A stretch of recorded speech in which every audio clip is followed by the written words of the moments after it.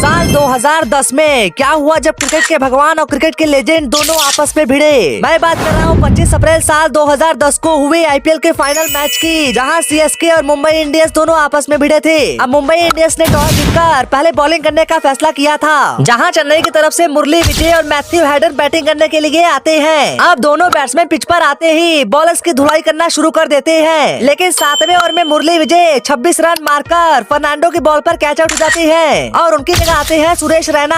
अब यहाँ पर सुरेश रैना मैथ्यू हैडन के साथ मिलकर एक के बाद एक बाउंड्री मारने लगते हैं, लेकिन अगले ओवर में ही मैथ्यू हैडन भी पोलार्ड की बॉल पर आउट हो जाती है और उनकी जगह आते हैं बद्रीनाथ। अब बद्रीनाथ भी उतना ज्यादा खेल नहीं पाते हैं और फर्नांडो की बॉल पर 14 रन मारकर आउट हो जाते हैं। उसके बाद आते हैं सीएसके के कैप्टन एमएस धोनी, जो सुरेश रैना को खेलने का पूरा मौका देते हैं और खुद विकेट को बचाते हैं, लेकिन 17वें ओवर में जाहिर खान की बॉल पर एमएस धोनी भी कैच आउट हो जाते हैं और उनकी जगह आते हैं एल्बी मॉर्कल। अब मैच आखिरी ओवर में पहुंच चुका था और सुरेश रैना के 50 रन भी यहाँ पूरे हो जाते हैं। आखिरी ओवर के तीसरी बॉल पर एल्बी मॉर्कल थोड़ी कंफ्यूजन की वजह से रन आउट हो जाती है। उसके बाद आते हैं श्रीकांत अनिरुद्धा, जो सुरेश रैना के साथ मिलकर मैच को खत्म करते हैं और चेन्नई का टोटल स्कोर था 168 रन। उसके बाद मुंबई इंडियंस की तरफ से शिखर धवन और सचिन तेंदुलकर ओपनिंग करने के लिए आते हैं, जहां पर शिखर धवन दूसरे ओवर में बिना एक भी रन मारे बोलिंगर की बॉल पर धोनी को अपना कैच दे देते हैं और उनकी जगह आते हैं अभिषेक नायर, जो सचिन तेंदुलकर के साथ मिलकर स्कोर को आगे बढ़ाने लगते हैं। अब इस मैच के दौरान सचिन तेंदुलकर ने अपने हाथ पर एक बैंडेज बांधा था। दरअसल फाइनल से एक दिन पहले सचिन तेंदुलकर को प्रैक्टिस के दौरान चोट लग जाती है और सबको लगता है कि वो फाइनल्स नहीं खेलेंगे, लेकिन वो खेलने के लिए आ जाते हैं। 10 ओवर तक दोनों बैट्समैन आराम से खेलते हैं, लेकिन 11वें ओवर में धोनी अभिषेक नायर को 27 रन पर रन आउट कर देते हैं और फिर आते हैं हरभजन सिंह, जो आते ही रैना की बॉल पर एलबीडब्ल्यू आउट हो जाते हैं और उनके बाद आते हैं अंबती रायडू। और जब सचिन तेंदुलकर 48 रन पर थे तब जकाती की बॉल पर उनका एक कैच उठता है और बाउंड्री पर मुरली विजय उनका कैच पकड़ लेते हैं। फिर अंबती रायडू मैच को संभालते हैं, लेकिन उनका साथ देने वाला कोई भी प्लेयर नहीं मिल रहा था। फिर आते हैं कायरन पोलार्ड, जो आते हैं छक्के चौकों की बारिश करने लगते हैं। 19वें और की 5वीं बॉल पर अंबती रायडू कायरन पोलार्ड को बचाने के लिए खुद को रन आउट करवा देते हैं, लेकिन उनकी कुर्बानी बेकार हो जाती है क्योंकि अगली बॉल पर कायरन पोलार्ड भी 27 रन मारकर आउट हो जाते हैं।